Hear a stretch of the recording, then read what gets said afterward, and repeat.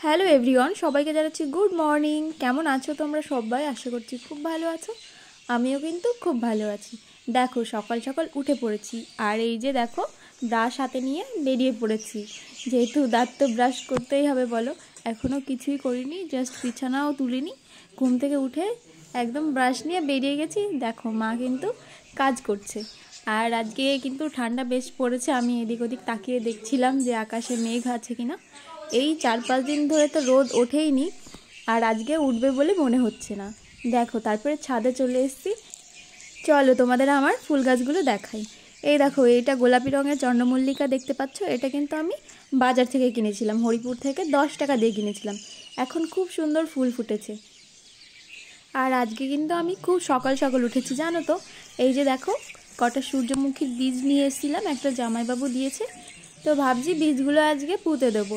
আর আশেপাশে পরিবেশের পাখির ডাক শুনতে পাচ্ছ, কি দারুণ লাগছে তাই না?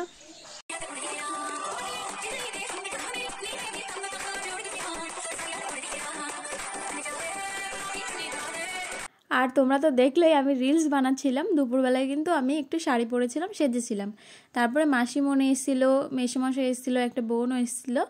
তো ওই জন্য আমি কিন্তু শাড়ি খুলে ফেলেছি, তখন আর ব্লগ বানানো হয়নি। তারপরে এই যে দেখো দাদা আর আমি কিন্তু ঘরে বসে আছি, আর এই যে কুল খেয়ে নিচ্ছি। সরস্বতী মা আমাকে ক্ষমা করে দিও। তো দেখো সরস্বতী পুজোর আগে কিন্তু কুল খেয়ে নিচ্ছি। এরপর সন্ধ্যাবেলায় কিন্তু আমরা রেডি হয়ে নিয়েছি। আবার আমি একটা অন্য ড্রেস পরেছি।